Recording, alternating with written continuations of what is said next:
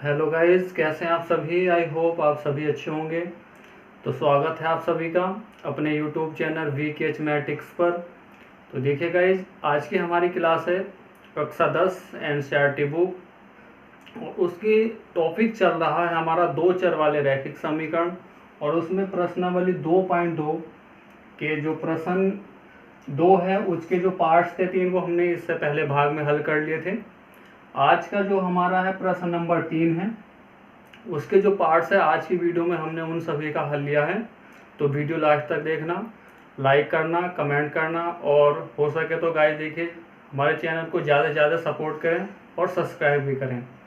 तो प्रश्न 3 है हमारा, अनुपातों A1/A2, B1/B2 तथा C1/C2 की तुलना करके ये समीकरण युग्म दिए गए हैं। हमें आज ये ज्ञात करना है कि संगत है या असंगत है, संगत कब होता है और असंगत कब होता है समीकरण युग्म। ये चर्चा हमने पहले भाग में अच्छे से समझ लिया था। तो पहला पार्ट है हमारा, समीकरण दिया है 3x + 2y = 5 तथा 2x - 3y = 7। ये दो समीकरण युग्म दिए हैं। तो देखिए सबसे पहले हम क्या करेंगे, जो राइट हैंड साइड है इसमें पहले समीकरण में देखेंगे, इधर राइट में हमें केवल 0 रखना होता है। यदि कोई हमारा चर या अचर लेफ्ट में है, राइट में है, तो उसको हम लेफ्ट साइड ले आएंगे। तो 5 का हमने पक्षांतर कर लिया तो क्या हो जाएगा, इधर माइनस हो जाएगा बराबर 0। इसको हम समीकरण 1 मानेंगे। तथा ऐसे ही जो ये समीकरण दिया, यहाँ से 7 को पक्षांतर कर लाएंगे तो 7 इधर आकर हमारा माइनस हो जाएगा बराबर 0। यानी राइट में हमें 0 ही रखना है। इसको समीकरण 2 मानेंगे। अब हम क्या करेंगे, इनकी रैखिक समीकरण जो हैं उनसे तुलना करेंगे और A/A2 और B1/B2 C1/C2 इनके अनुपात ज्ञात कर लेंगे। तो समीकरण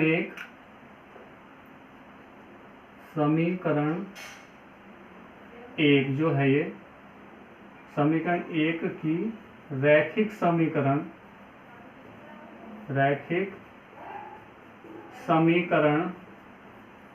A1x + B1y + C1 = 0 से हमने क्या कर लिया, तुलना कर लिया। तो A1 का मान क्या हो जाएगा जब तुलना करेंगे इस समीकरण की समीकरण 1 से, तो x बराबर तो x हो जाएगा। तो A1 का मान क्या आ जाएगा, यहाँ से 3 आ जाएगा। इसी प्रकार से B1 जहाँ B है, इस दूसरे पद की तुलना दूसरे पद से करेंगे। y बराबर y है तो B1 का मान क्या हो जाएगा, +2 हो जाएगा। और इसी प्रकार से C1 यानी जो लास्ट का अचर पद बचा उसके अचर पद से तुलना कर लेंगे। तो C1 का मान क्या हो जाएगा, -5, क्योंकि समीकरण में हमारा प्लस है। अब इसी प्रकार से हम समीकरण 2 की तुलना करेंगे। समीकरण 2 की रैखिक समीकरण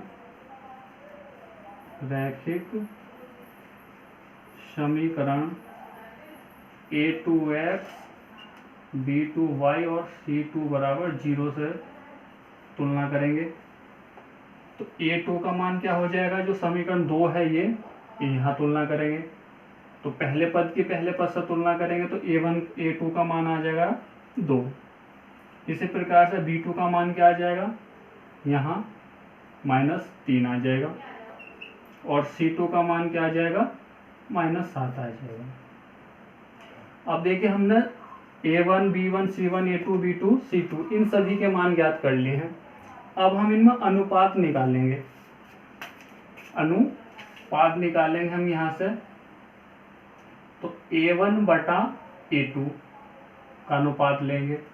तो A1 कितना है, 3 है, और A2 कितना है, 2 है। क्या हो जाएगा, 3/2 हो जाएगा। फिर B1/B2 का अनुपात लेंगे।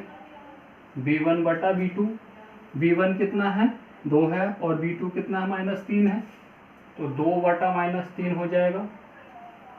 फिर हमारा क्या बचा, C1/C2 में अनुपात लिया।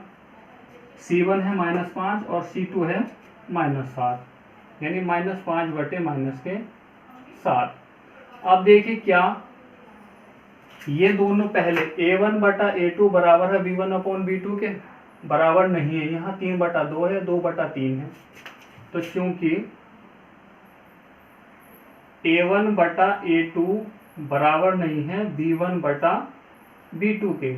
और जब ये दोनों आपस में बराबर नहीं होते थे तो हमारा समीकरण युग्म कैसा कहलाता था? संगत कहलाएगा। तो लिखेंगे हम, अतः समीकरण युग्म कैसा होगा? संगत होगा।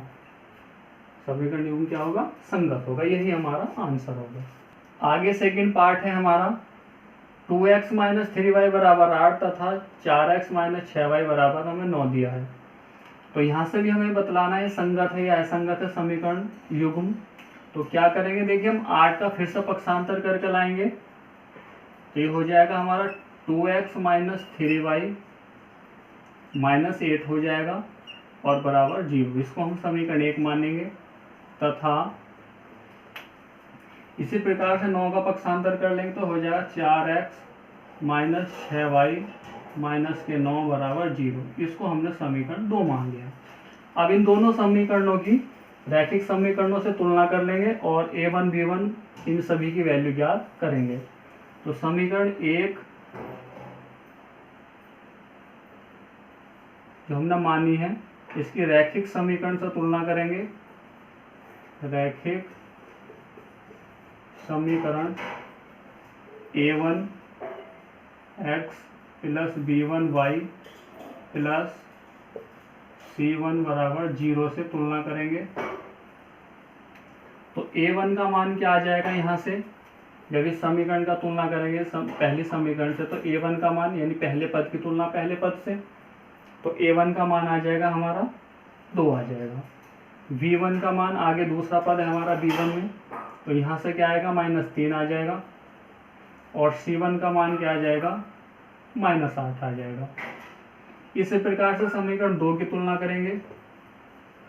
समीकरण जो 2 माना है हमने, इसकी भी रैखिक समीकरण से तुलना करेंगे। रैखिक समीकरण ये होता है A2x, यानी इसी का क्रम बढ़ा लेना है, आगे सेम ये रहता है, प्लस B2y हो जाएगा प्लस C2 बराबर 0 से तुलना कर लिया। तो A2 कितना होगा आपका? यहाँ से समीकरण 2 में देखेंगे 4 आ जाएगा। V2 कितना हो जाएगा? -6 होगा। और C2 कितना हो जाएगा? -9 हो जाएगा।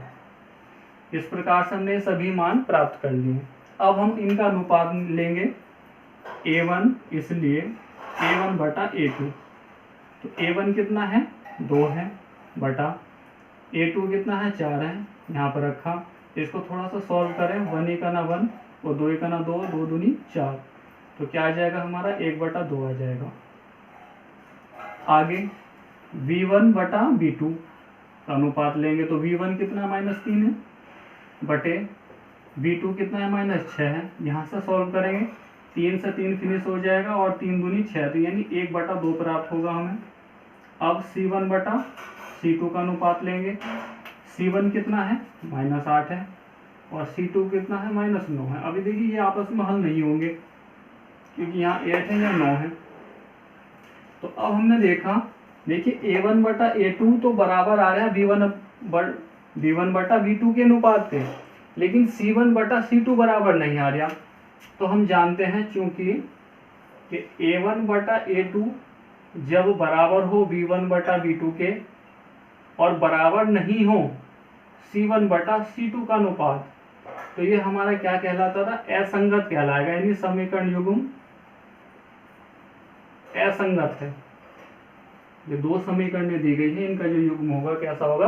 असंगत होगा। आगे थर्ड पार्ट है हमारा, इसको भी हमें बतलाना है कि संगत है या असंगत है। तो आइए करते हैं।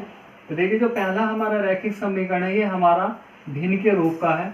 तो पहले हम इसको इस रूप में बनाएंगे। जब इस प्रकार से हमें समीकरण दिया जाए तो उसको सॉल्व करके थोड़ा इस रूप में हम बनाएंगे। तो देखिए भिन्न है तो भिन्नों का जोड़ना घटाना हमने सीखा था। तो इस 3 की गुना ऐसा कैंची वाली करेंगे तो 3 तिया 9 हो जाएगा, 9x प्लस 2 की गुना करेंगे 10 में 2 पंजे हो जाएगा 10y बटे 3 दूनी 6 बराबर 7, ऐसे ही चलता रहेगा। तथा यहाँ से इस 14 का पक्षांतर करना है हम, तो माइनस हो जाएगा, इधर पक्षांतर करेंगे तो माइनस बराबर 0। आपका ये 7 इधर गुना में जाएगा, 7 गुना में जाएगा तो हो जाएगा 6 सत्ते 42, तथा ये ऐसे ही चलता रहेगा बराबर 0। अब 42 का पक्षांतर कर लाएंगे तो माइनस हो जाएगा और बराबर 0। इसका हम समीकरण 1 मानेंगे और इसको समीकरण 2 मान लेंगे। अब उसी प्रकार से इनकी तुलना करेंगे, तो समीकरण 1 कि हमने रैखिक समीकरण